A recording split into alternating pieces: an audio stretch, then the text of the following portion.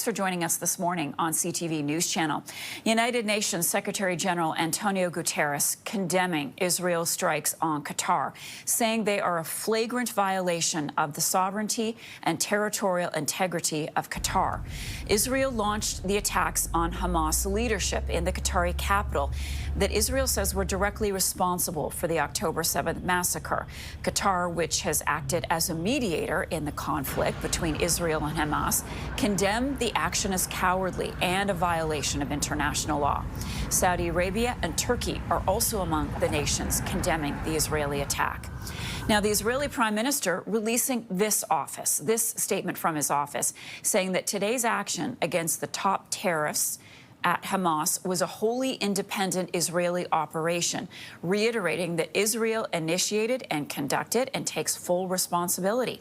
Let's turn now to CTV's Scott Hurst. He's got more for us. So, Scott, we've long known that Hamas has used Doha as its headquarters. A lot of the mediation in the Gaza-Israeli war has been taking place there. What can you tell us about these strikes this morning, where they hit, who may have been killed? Marcia, we're starting to get more and more reaction. As you mentioned, you showed the reaction there from Israeli Prime Minister Benjamin Netanyahu, as well as hearing condemnation from other nations, as this really appears to be a dramatic escalation and an expansion in Israel's effort to root out Hamas, further widening its campaign against the militant group.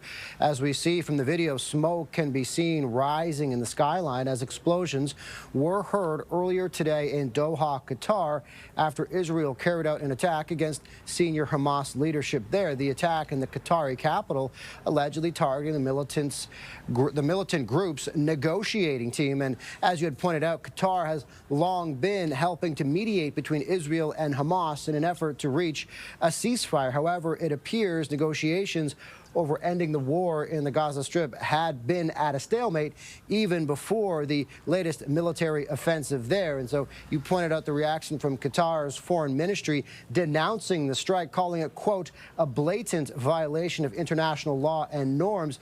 You mentioned and you put up the social media posts from Israeli Prime Minister Benjamin Netanyahu. The IDF has also said on social media it conducted a precision strike, and those targeted, quote, are directly responsible for the brutal October 7th massacre, Marcia. All right, and I am just learning today, just right now, excuse me, Scott, that the White House confirms knowledge of the strike. There's going to be a press briefing today at 1 o'clock, so we'll learn more about that. But we are seeing now being reported that the Trump administration was notified about the Israeli strike on Doha before it took place. Yeah, that should be able to provide us more information, because we had seen reporting from CNN, according to an Israeli official, that the United States was informed ahead of the attack on Doha. So this will be able to provide some more insight, hopefully, into what the U.S. knew, who knew, and when, to be exact. But there was no specific confirmation before that yet from the White House or the State Department.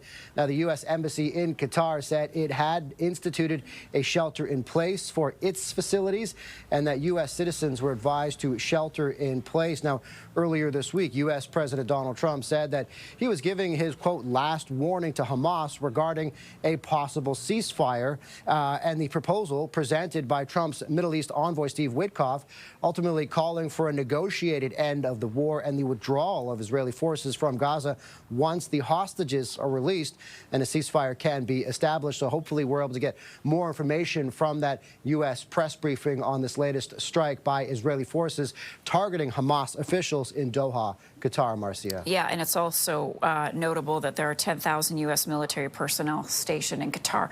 All right, Scott, thank you for that update. Really appreciate it. Meantime,